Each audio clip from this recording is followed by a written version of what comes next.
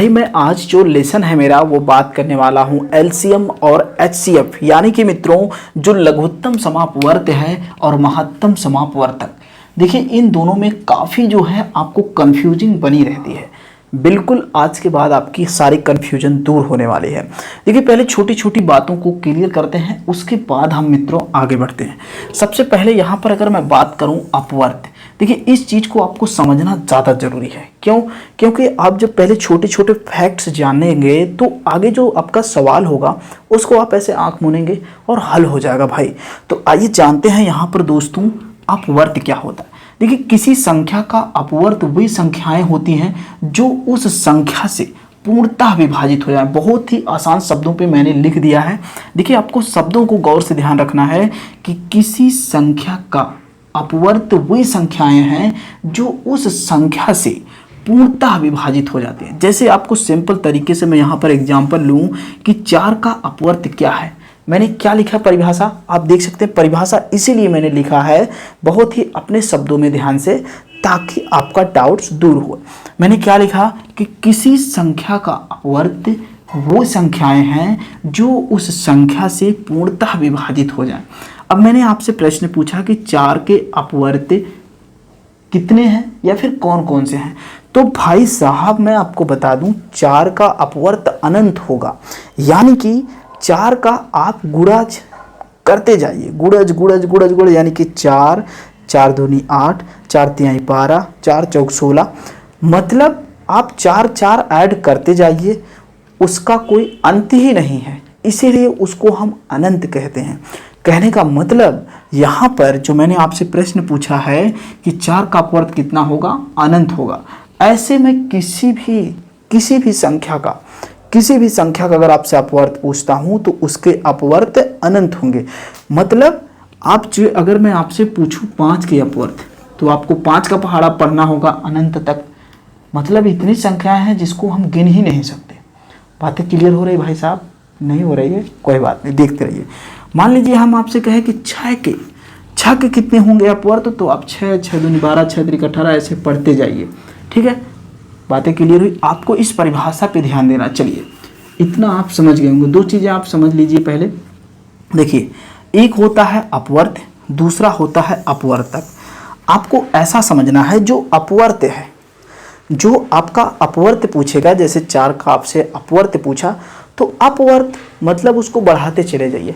अपवर्तक अगर मान लीजिए आपको हम 4 का अपवर्तक पूछते हैं तो 4 कितनी संख्याओं से विभाज्य हो जा रहा है, 4 कितनी संख्याओं से विभाज्य हो जा रहा है, वही उसके अपवर्तक होंगे। देखिए मैं कितना सिंपल लिखा हूँ।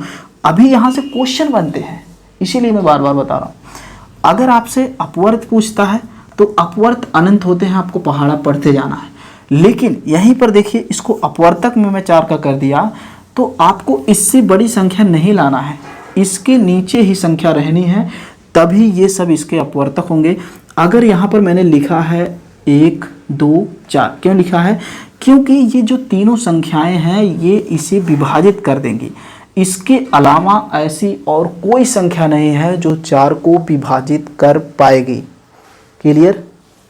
मतलब इन 3 संख्याओं के अलावा और कोई संख्या नहीं है जो 4 को विभाजित करेगी। और अगर आपसे चाहे जिसका पूछता, अगर आपसे कहता है कि 6 के अपवर्तक बताइए तो आप क्या करेंगे? 6 के अपवर्तक बताइए तो आप क्या करेंगे? आप लिखेंगे 1 2, 1 छक्के 6, 2 तिहाई 6, 3 दूना 6, 4 से नहीं कटेगा, ठीक है, तो 4 नहीं होगा। 5 से विभाज्य होगा? नहीं होगा, ठीक है। 6 से होगा? बिल्कुल होगा। तो ये 4 संख्याएं इसके अपवर्तक होंगे, ठीक है। अपवर्तक का मतलब इससे बड़ा नहीं, ठीक है। और अगर इसी को हम अपवर्त कह दें तो इससे बड़ा चाहिए, ठीक है। 6 दूनी 12, इससे छोटा नहीं। अब यहाँ पर जो फैक्ट मैं इसलिए बार बार बता रहा हूँ कि यहीं से प्रश्न बनता है। जैसे देखिए प्रश्न कैसे बनेगा, बस आपको ध्यान से देखते रहना। अब यहाँ से जो इम्पॉर्टेंट फैक्ट बनेंगे, सबसे पहले तो फैक्ट ये बनेगा कि जो अपवर्त होता है, ठीक है, ध्यान देने वाली बात, जो अपवर्त होता है वो अपने से छोटा नहीं होगा, कभी भी अपने से छोटा नहीं होगा, अपने के बराबर या उससे बड़ा ही होगा, ठीक है। पहला फैक्ट मैंने क्या लिखाया कि जो अपवर्त है वो कभी भी अपने से छोटा नहीं होगा, जब भी होगा अपने से बराबर और बड़ा ही होगा। क्लियर। दूसरी चीज अपवर्त, ठीक है, अपवर्तियों की संख्या अनंत होती है। ठीक है, अपवर्तियों की संख्या अनंत होती है। ये दो फैक्ट याद रखना है। अब मैं यहां पर आता हूं अपवर्तक पर, इसको ध्यान रखना है।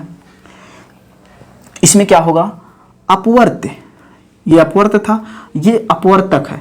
अपवर्तक में क्या होता है कि अपवर्तक हमेशा अपने बराबर या अपने से छोटा ही होगा। ठीक है, अपने से बड़ा कभी नहीं होगा, अपने के बराबर या अपने से छोटा ही होगा। ठीक है, और आपको बता दूं यहाँ पर अपवर्तकों की संख्या निश्चित होती है, अपवर्तक की संख्या निश्चित होती है, इसके अलावा और कोई इसके अपवर्तक नहीं होंगे। बातें क्लियर हुई। और इसमें क्या है, अनंत है। तो ये फैक्ट आपको ध्यान रखने वाली बात है। अब हम आगे बढ़ते हैं और दो चीज़ पे बात करते हैं। कौन कौन से, पहला आपसे बात करेंगे लघुत्तम समापवर्त, दूसरा आपसे बात करेंगे महत्तम समापवर्त। इसे मैं मिटा दूं, उसके बाद आगे बात करूं। ठीक है, इसे मैं मिटा दे रहा हूं। इतना आपका क्लियर हो गया होगा। ठीक है, अब मैं आपसे बात करने वाला हूं लघुत्तम समापवर्त और उसके बाद महत्तम समापवर्तक।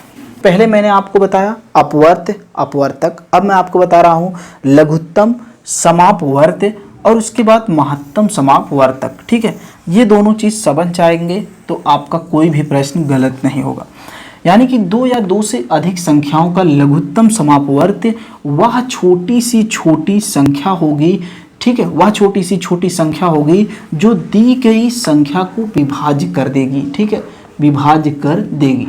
अब देखिए, फिर से आप देखिए लघुत्तम समापवर्त क्या है, दो या दो से अधिक संख्याओं का लघुत्तम समापवर्त वह छोटी सी छोटी संख्या होगी जो दी गई संख्या को विभाजित कर देगी। बातें क्लियर हुई इतना। अब मैंने एग्जाम्पल लिया है, अगर आपसे ऐसे प्रश्न देता है कि 4, 6, 8 का लघुत्तम समापवर्त क्या होगा या फिर लासा क्या होगा, तो देखिए इसके कई मेथड होते हैं, 3 मेथड होते हैं, लेकिन नॉर्मली आपको 2 जानना चाहिए, उतने से काम हो जाएगा। एक होता है गुणनखंड विधि, एक होता है भाग विधि। ठीक है, यही 2 आपको जानना चाहिए और इसी 2 से आपका हो जाएगा। तो चलिए सिंपल तरीके से, सबसे जो फेमस है, सबसे जो महत्वपूर्ण, सबसे आसान है, आपको गुणनखंड वाले से या फिर भाग विधि से ही लगाना चाहिए, कोई भी, दोनों अच्छा है। तो चलिए भाग विधि से कर देते हैं। यहाँ पर आपको लिखना है 4, 6, 8। ठीक है, ऐसे करना है। सबसे छोटी संख्या से पहले भाग दिया जाता है। 2 से भाग देंगे 2, 2 3 6, 2 चौक 8। ठीक है, फिर 2 से इसको काटिए, 2 1 कम 2, 3 नहीं कटेगा, 3 रहने दीजिए, 2 दूना 4। ठीक है, अब इसको सब आप लिख लीजिए। देखिए 2 गुणे 2, 1 का कोई मतलब नहीं होता, 1 का गुणा करेंगे कोई फर्क नहीं पड़ेगा, तो आप यहाँ 3 लिखिए, यहाँ पर 2 लिखिए। अब देखिए 2 दूना 4, 4 3 12, 12 दूनी 24। ये आपका आंसर आ जाएगा कितना, 24। ठीक है, ये 24 आपका आंसर आ गया लासा, यानी कि 4, 6, 8 का लासा कितना होगा, 24 होगा। बातें क्लियर हुई। मैंने पहले आपसे क्या कहा, 2 या 2 से अधिक संख्याओं का लासा वह छोटी सी छोटी दी गई संख्याओं को विभाज्य कर देगी। ठीक है, अगर संख्याओं को, जैसे मैंने यहाँ पर अगर कुछ बदल दिया तो आपको ऐसे सिंपल कर लेना। अब ये संख्या जो 24 है, अगर आप ये तीनों से भाग देंगे तो तीनों इसको विभाज्य करेंगे। यही प्रश्न में कह रहा, देखिए अगर आप एक एक का भाग देख के चेक करिए। पहले आप 4 से भाग देंगे, कितनी बार जाएगा, 6 बार जाएगा। 6 से भाग देंगे, कितनी बार जाएगा, 4 बार जाएगा, यानी कि विभाज्य हो जा रहा है। 8 से भाग देंगे, 8 त्रिक 24, 3 बार जाएगा। यानी कि इसका मतलब ही यही होता है कि वह छोटी सी छोटी संख्याएं जो दी गई संख्याएं को पूरी से पूरी भाज्य या फिर विभाज्य कर दे। यही आपका होता है दोस्तों लघुत्तम समापवर्त। ठीक है, ये था आपका लघुत्तम समापवर्त।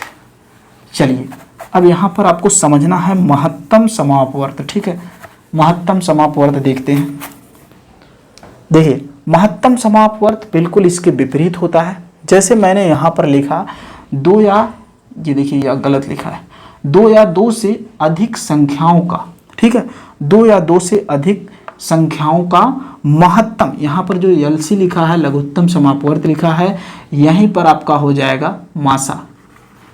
ठीक है, यहीं पर आपका सिर्फ मासा लिख उठेगा, यानी कि महत्तम समापवर्तक वह बड़ी से बड़ी संख्या जो दी गई संख्याओं को विभाजित कर देगी। यही आपका परिभाषा होगा। क्या होगा? दो या दो से अधिक संख्याओं का मासा, ठीक है, बड़ी से बड़ी, यहाँ पर मैंने छोटे से छोटे लिखा है, यहाँ पर आपको बड़ी से बड़ी यूज करना है, वह बड़ी से बड़ी संख्या जो दी गई संख्या को विभाजित कर देगी। जैसे ये मैंने एग्जाम्पल लिया है, इस एग्जाम्पल में आपसे पूछ रहा है कि 12 और 16 का मासा क्या होगा दोस्तों। तो मासा भी आप दो मेथड से लगा सकते हैं। कौन कौन सी? भाग विधि से, ठीक है, अभी जब आगे मैं सवाल बताऊंगा दोनों विधि बता दूंगा, ठीक है, और दूसरा आपका गुणनखंड विधि से। चलिए, मैंने आपसे कहा कि ये जो भाग विधि है सबसे ज़्यादा पॉपुलर है, बच्चे इसी से लगाते हैं, ये ज़्यादा अच्छा होता है, एक ही बार में आ जाता है। गुणनखंड थोड़ा सा इससे हल्का सा कठिन होता है, बट कठिन नाम की चीज़ नहीं है, आप प्रैक्टिस करेंगे आपका भी हो जाएगा, ठीक है। तो चलिए, 12 और 16 यही है। अब देखिए, इसमें थोड़ा सा आपको समझने वाली बात यह है, जैसे दो संख्या दी गई है, जब दोनों संख्याएं जब तक कटेंगी, जैसे उसमें एक ही संख्या कट रहा था, एक नहीं कट रहा था, तो भी हमने भाग दे दिया। लेकिन मासा में आपको इस बात का ध्यान रखना होगा कि अगर जब तक दोनों संख्याएं, या अगर यहाँ पर 3 संख्या दे रही, 4 संख्या दे रही है, तो सारी संख्याएं कटनी चाहिए, जिससे भी आप भाग देंगे। अगर नहीं कट रही है तो वहीं ख़त्म कर देंगे। अब जैसे इस सबसे छोटी सी स्टार्ट करते हैं, सबसे छोटी संख्या कौन सी है? 2 है, 2 से भाग देंगे 6 हो जाएगा, यहाँ पर 8 हो जाएगा। देखिए फिर 2 से कट रहा है, कितना हो जाएगा? 2 3 6, 2 चौक 8। अब देखिए ये 3 है, 4 है, एक ही संख्या से दोनों नहीं कटेंगी, तो यहीं पर इसको हम छोड़ देंगे और इसे गुणा भी नहीं करेंगे। गुणा हम कितने का करेंगे? यही जो संख्याएं, दोनों संख्याएं या फिर 2 से अधिक संख्याएं होंगी, सभी संख्याओं को जो संख्या काटेगी उसी संख्या का हम गुणा करके हल करेंगे। यानी कि यहाँ पर लिखेंगे 2 गुणे 2 4, ठीक है। तो आपका सही जवाब होगा 12 और 16 का मासा कितना होगा? 4 होगा। बातें क्लियर हुई? क्लियर हुई कि नहीं? 4 चीज़ें मैंने आज के इस वीडियो में क्लियर किया है, ठीक है। क्या क्या क्लियर किया है आप समझ लीजिए एक बार, ठीक है। पहले मैंने बात किया यहाँ पर सबसे पहले आपसे अपवर्त और अपवर्तक। दूसरी चीज़ मैंने बात की लघुत्तम समापवर्त, महत्तम समापवर्त। 4 चीज़ें ही आपके इस चैप्टर की जान है, यानी कि रीढ़ की हड्डी है। अगर ये चारों चीज़ आपको क्लियर है तो बिल्कुल आपका सवाल, आपका चैप्टर क्लियर हो जाएगा, ठीक है। अब आज का लेसन यहीं पर समाप्त करते हैं, यानी कि आज की टॉपिक। कल इससे आगे की टॉपिक शुरू होगी, और आपको क्लास कैसी लग रही है कमेंट करके ज़रूर बताइएगा। ऐसे ही इंटरेस्टिंग वीडियो के लिए आप चाहें तो सब्सक्राइब कर सकते हैं, वीडियो को शेयर कर सकते हैं। आपका कोई डाउट्स है तो कमेंट करके पूछ सकते हैं। तो फिलहाल आज के लिए इतना ही, मिलते हैं अगली वीडियो में। Good bye, take care.